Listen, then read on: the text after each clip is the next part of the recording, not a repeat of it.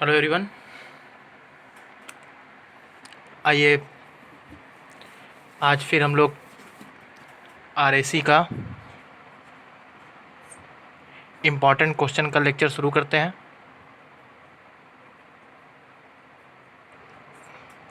देखिए, हमने वीसीसी तक ख़त्म किया था। अब आज आप लोगों को हम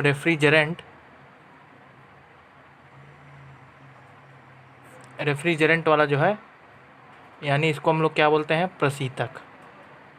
ठीक, प्रशीतक का जो आज आपका इम्पॉर्टेंट लेक्चर है, क्या क्या बन सकता है इसमें क्वेश्चन, उसकी बात हम यहाँ पे करेंगे।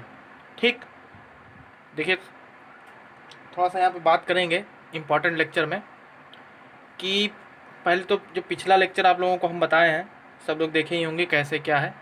ठीक, कि पिछले लेक्चर में हमको लगता है कि जो 2-4 न्यूमेरिकल रहे होंगे वो आप लोग कर ही लिए होंगे। ठीक, काफ़ी टाइम भी आप लोगों को मिल गया है। हमें लगता है कि 1 हफ्ते के बाद आज वीडियो बन रही है। ठीक ना, चलिए, काफ़ी आप लोगों को टाइम भी मिला है, काफ़ी रिपीट कर लिए होंगे। अब आज हम शुरू करते हैं। ठीक ना, आइए तब बात करते हैं रेफ्रिजरेंट की प्रॉपर्टीज़ के बारे में। इसीलिए हम क्वेश्चन बहुत ज़्यादा दे दिए थे आप लोगों की, हल कर लें फिर उसके बाद शुरू करें। ठीक, चलिए, तो प्रशीतक में सबसे पहले बात करेंगे क्वेश्चन 1 की। प्रशीतक या फिर इसी को क्या कहते हैं, रेफ्रिजरेंट।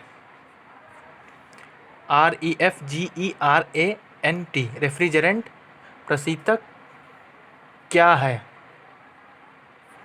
ठीक, सबसे पहले यही क्वेश्चन बनता है, इसकी उपयोगिता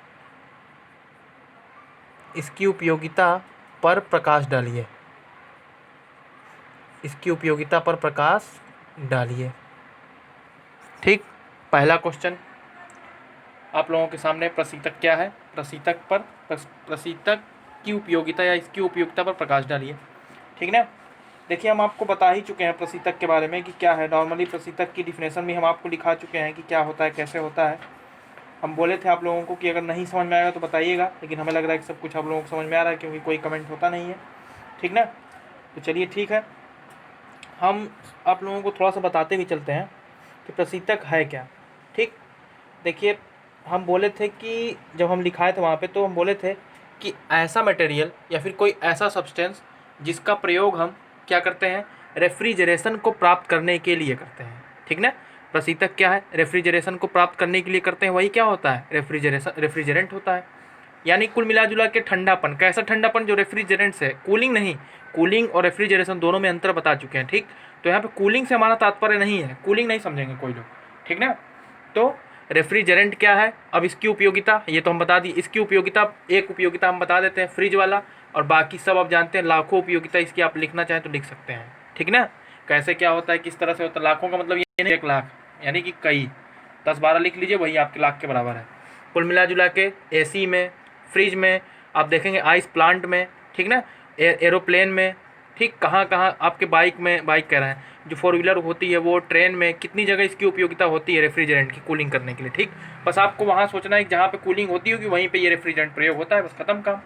ठीक, एक सवाल जो बहुत ही मोस्ट इंपॉर्टेंट बनता है, देखिए 4 क्वेश्चन आज हम लेक्चर में बताएंगे, 4 क्वेश्चन अगले लेक्चर में बताएंगे। 8 से 10 क्वेश्चन इसमें बस बनेगा, उससे ज़्यादा मैक्सिमम की बात कर रहे हैं। ठीक, अगर आप लोग इतना क्वेश्चन कर लेते हैं, तो हम पहले ही बता चुके हैं कि जितना हम आपको यहाँ बता रहे हैं, अगर आप कर लेते हैं, ठीक, तो एकदम यकीन मानिए 100% आपका कोई भी क्वेश्चन मिस नहीं होगा। ठीक ना, विद्या, ये सब विद्या वगैरह जो भी है, जितनी भी है, ये सब कुछ पढ़ने की ज़रूरत नहीं है। ग्रुप में हम देख रहे हैं बहुत विद्या वगैरह आ रही है, तो विद्या पढ़ने की ज़रूरत उनको होती है जो कभी क्लास नहीं करते हैं। ठीक ना, जो लोग क्लास करेंगे उनको विद्या की कभी ज़रूरत नहीं पड़ेगी, और जो हम यहाँ पे आप लोगों को क्वेश्चन लिखाने, अगर इस क्वेश्चन को आप हल कर लेंगे तो भी आपको विद्या की ज़रूरत नहीं पड़ेगी। ठीक, तो आइए दूसरे क्वेश्चन की बात करें। प्रशीतक का वर्गीकरण, प्रशीतक का वर्गीकरण कीजिए। ठीक, प्रशीतक का वर्गीकरण कीजिए। क्वेश्चन नंबर 3, प्रशीतक का नामकरण से नामकरण से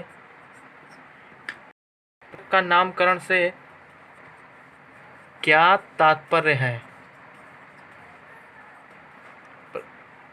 ये क्वेश्चन आपको कहीं नहीं मिलेगा, इतना क्लियर मानिए, ठीक ना। प्रशीतक का जो नामकरण है ये आप लोगों के बुक में भी नहीं, हम समझाने के लिए इसको अलग से आपको बताए थे नॉमेनक्लेचर। जो लोग क्लास किए होंगे R22 कैसे होता है, R121 क्या है, R717 क्या है, ऐसे लिखा रहेगा तो आप कैसे पहचानेंगे कि क्या है वो।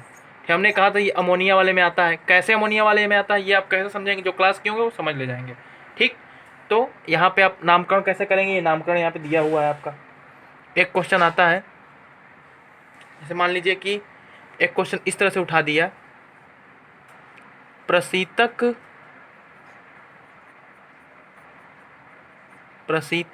के लाभ एवं हानि पर प्रकाश डालिए, ठीक। देखिए प्रशीतक के लाभ एवं हानि का मतलब ये है, लाभ क्या है सब जानते हैं, कूलिंग के लिए। देखिए कुछ प्रशीतक ऐसे हैं, हम लोगों ने क्या किया पहले जो है आपके क्लोरोफ्लोरो CFC जो होती थी वो इतनी खतरनाक थी, इतनी जहरीली थी कि वो आपके जो मतलब समझिए कि बादल के ऊपरी एक सतह ऐसे जा कर के क्या होती थी वो जमा देती थी, ठीक। तो होता क्या था कि जब ऊपर से मतलब ऊपर से क्या कहते हैं कि फ्रीक्वेंसी अधिक होती थी तो लाइट जो है क्रॉस कर जाती थी इसको, प्रकाश की सूर्य की जो किरणें हैं वो इस रेस को, यानी कि ये जो आपकी परत है बादल की निचली ओर सतह उसको क्रॉस कर जाती थी। लेकिन जब वापस जाती थी, जैसे कि समझ लीजिए गेंद नीचे गिरती है फिर ऊपर नहीं उठ पाती है, उसी तरह से प्रकाश नीचे तो आता था लेकिन वापस नहीं जा पाता था, ठीक। इस कारण से क्या हुआ कि धीरे धीरे पृथ्वी का टेम्परेचर जो है क्या हुआ, इंक्रीज़ करने लगा, ठीक। और पृथ्वी का टेम्परेचर इंक्रीज़ करने से हम देखते हैं कि सबसे बड़ी समस्या होती है वाष्पोत्सर्जन बहुत तेज़ी से होता है, आप देखें समुद्र वगैरह में, ठीक। तो बाढ़ वगैरह के मतलब जो बाढ़ वगैरह होते हैं ये भी बढ़ने की संभावना होती है। तो इसलिए हम लोग कहते हैं कि ग्लोबल वार्मिंग में सबसे प्रबल जो है CFC वगैरह जो गैस होते हैं जो, ठीक ना, ये सब क्या करते हैं, प्रभाव डालते हैं, ठीक ना। तो ये देख लीजिएगा आप टेम्परेचर बढ़ाने में कैसे ये प्रबल है, ठीक। तो ये सब चीज़ें आपका यहाँ पे इसके हानि में है और लाभ में क्या क्या है आप जानते हैं। तो अब तो विलुप्त कर दिया गया है, ठीक ना। चलिए आगे अगले लेक्चर में मिलेंगे, फिर उसके बाद आपको बताएंगे कि कैसे क्या क्या होता है इसमें।